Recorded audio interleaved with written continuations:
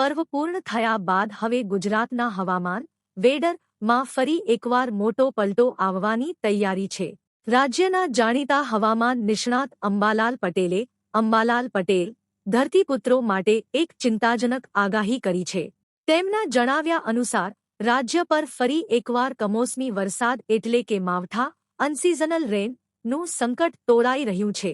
આગામી સપ્તાહમાં રાજ્યના વિવિધ વિસ્તારોમાં વાતાવરણ ડહોળાયેલું રહેશે અને વરસાદી ઝાપટા પડી શકે છે। અંબાલાલ પટેલ રેન ફોરકાસ્ટ અનુમાન મુજબ આગામી 22 જાન્યુઆરીથી 26 જાન્યુઆરી દરમિયાન રાજ્યમાં હવામાનમાં પલટો જોવા મળશે।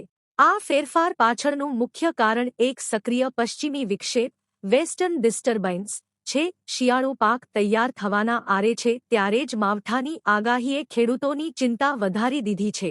અંબાલાલ પટેલે ચેતવણી આપી છે કે આ કમોસમી વરસાદને કારણે જીરું ઘઉં અને રાયડા જેવા રબી ક્રોપ્સ પર વિપરીત અસર થઈ શકે છે અને પાકને નુકસાન થવાની ભીતિ છે।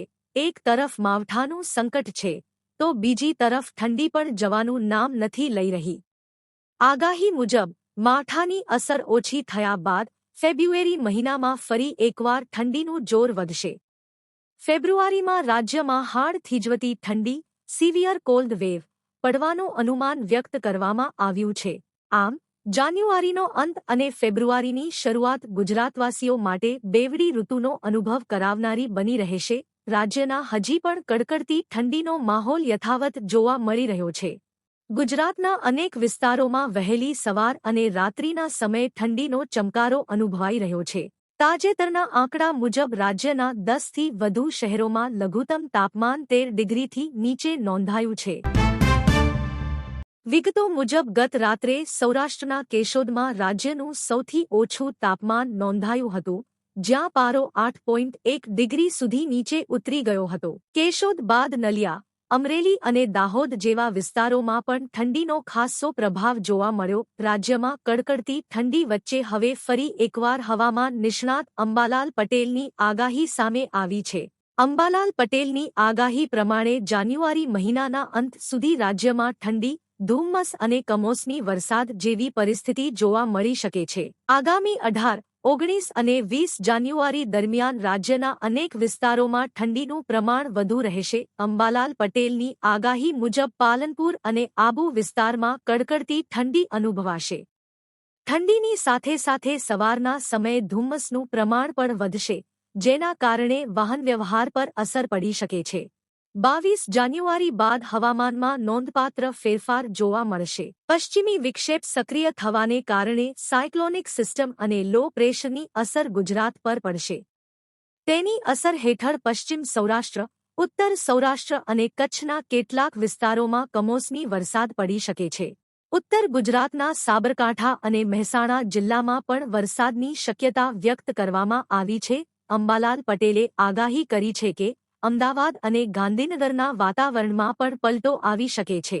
દક્ષિણ ગુજરાતના કેટલાક ભાગોમાં વાદળછાયું વાતાવરણ અને હલકો વરસાદ નોંધાઈ શકે છે।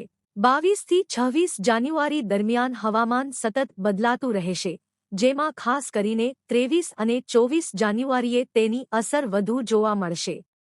પશ્ચિમી વિક્ષેપના કારણે રવિ પાક પર વિપરીત અસર થવાની શક્યતા છે જેથી ખેડૂતોને સાવચેતી રાખવાની જરૂર છે।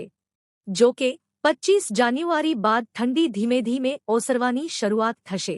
ત્યારબાદ જ્યારે પશ્ચિમી વિક્ષેપની અસર ઘટશે ત્યારે ફરીથી ઠંડીમાં વધારો થવાની શક્યતા છે। આ સાથે ઉત્તર ગુજરાત, કચ્છ અને મધ્ય ગુજરાતમાં ફરી એક વખત આકરી ઠંડી પડી શકે છે। અંબાલાલ પટેલના જણાવ્યા મુજબ 30 જાન્યુઆરીથી 5 ફેબ્રુઆરી વચ્ચે ફરી હવામાનમાં પલટો આવી શકે છે। એટલું જ નહીં, માર્ચ મહિના સુધી હવામાનમાં વારંવાર ફેરફાર થતો રહેશે અને ફેબ્રુઆરી મહિનામાં હાડ કંપાવતી ઠંડી અનુભવાશે। રાજ્યમાં હજી પણ કડકડતી ઠંડીનો માહોલ યથાવત જોવા મળી રહ્યો છે। ગુજરાતના અનેક વિસ્તારોમાં વહેલી સવાર અને રાત્રિના સમયે ઠંડીનો ચમકારો અનુભવાઈ રહ્યો છે। તાજેતરના આંકડા મુજબ રાજ્યના 10થી વધુ શહેરોમાં લઘુત્તમ તાપમાન 13 ડિગ્રીથી નીચે નોંધાયું છે। ગત રાત્રે સૌરાષ્ટ્રના કેશોદમાં રાજ્યનું સૌથી ઓછું તાપમાન નોંધાયું હતું જ્યાં પારો 8.1 ડિગ્રી સુધી નીચે ઉતરી ગયો હતો. કેશોદ બાદ નલિયા, અમરેલી અને દાહોદ જેવા વિસ્તારોમાં પણ ઠંડીનો ખાસ્સો પ્રભાવ જોવા મળ્યો. હવામાન વિભાગના જણાવ્યા અનુસાર આગામી 24 કલાક દરમિયાન લઘુત્તમ તાપમાનમાં આશરે 2 થી 3 ડિગ્રીનો વધારો થવાની શક્યતા છે. તેમ છતાં વહેલી સવાર અને મોડી રાતે ઠંડી યથાવત રહેશે તેવી આગાહી કરવામાં આવી છે. રાજ્યના મોટા શહેરોની વાત કરીએ તો અમદાવાદમાં લઘુત્તમ તાપમાન 14.5 ડિગ્રી નોંધાયું છે, જ્યારે રાજકોટ, વડોદરા અને ડીસા જેવા શહેરોમાં તાપમાન 12 ડિગ્રીની આસપાસ રહ્યું છે. તેમાં પણ ઠંડકનો અહેસાસ જોવા મળ્યો છે.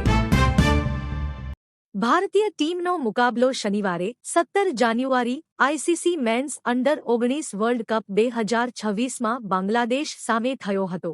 ભારતીય ટીમે પદ્ધતિ હેઠળ 18 રનથી રોમાંચક વિજય મેળવ્યો હતો.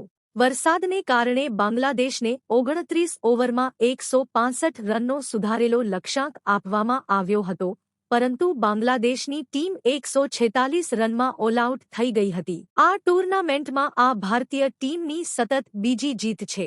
ભારતે પદ્ધતિ હેઠળ United states of America USA ને 6 વિકેટથી હરાવીને ટૂર્નામેન્ટની ધમાકેદાર શરૂઆત કરી હતી. હવે ભારતીય ટીમે બાંગ્લાદેશ સામેની મેચમાં પણ શાનદાર પ્રદર્શન કર્યું.